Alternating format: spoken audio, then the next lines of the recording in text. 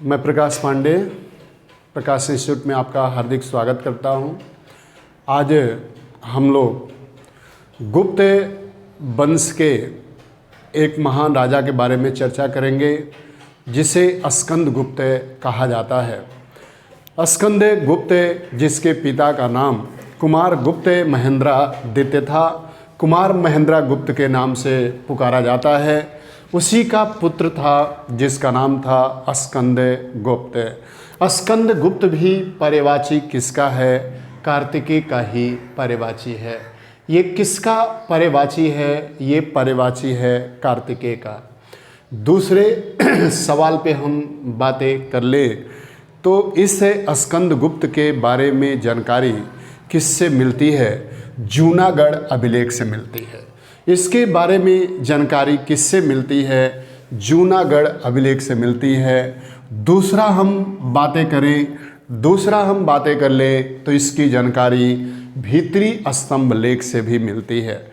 यहाँ पर एक सवाल पूछा जाता है कि भीतरी स्तंभ लेख कहाँ पे स्थित है?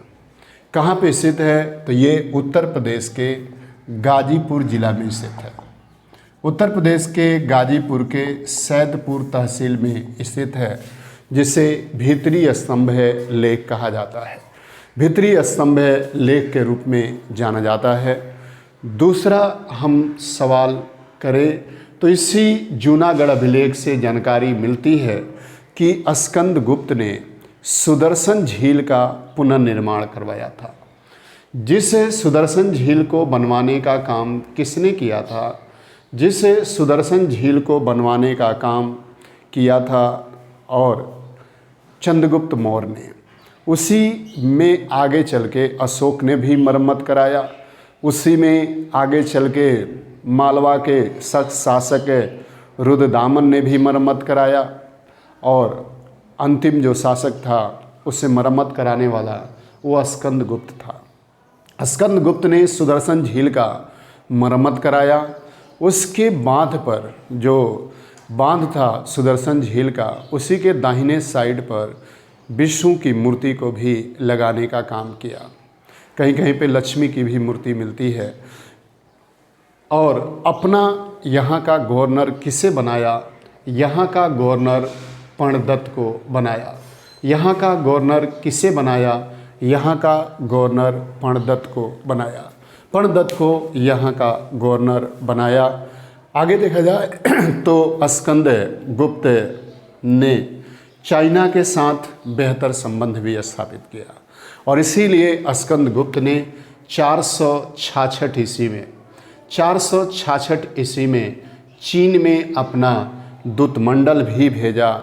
चाइना के साथ बेहतर संबंध स्थापित करने का प्रयास भी किया।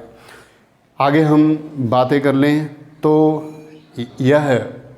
यह विदेशी शक्तियों को पराजित करने का कार्य भी किया।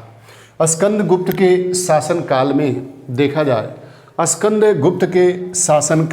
जाए तो हूण नामक एक विदेशी जाति ने आक्रमण किया और उस हूणों को गंगा घाटी में पराजित करने का कार्य किसके द्वारा किया गया था? स्कंद गुप्त के द्वारा किया गया था। हूणों के आक्रमण को विफल करने का काम किसने किया था? और वो किया था स्कंद गुप्त ने। और इसी हूणों के आक्रमण के बारे में जानकारी, हूणों को पराजित करने की जानकारी किससे मिलती है? हूणों को पराजित करने की जानकारी मिलती है और वो मिलती है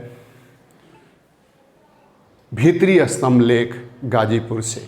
भीतरी स्तंभ लेख गाजीपुर से हूणों को पराजित करने की जानकारी प्राप्त होती है। अब यहाँ पे हम बातें करें तो स्कंद गुप्त ने वृषभ की आकार की सोने का सिक्का भी चलाया। वृषभ शैली के सोने का सिक्का किसने जारी किया था? सोने का सिक्का किसने जारी किया था?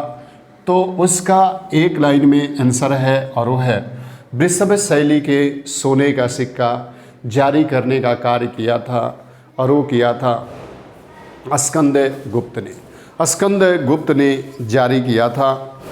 आगे हम बातें कर लें तो इस तरह स्कंद गुप्त के ही शासन काल से गुप्तों की पतन शुरू हो गई, क्योंकि इसके शासनकाल में मिश्रित सिक्के चलाए जाने लगे, सोने के सिक्कों में मिलावट की मात्रा आ गई। इसी कारण यहाँ पे माना जाता है, और ये माना जाता है कि गुप्तों का पतन स्कंद गुप्त के ही शासनकाल से शुरू हो गया। स्कंद गुप्त के ही शासनकाल से शुरू हो गया। उसके बाद जो विदेशी शक्तियाँ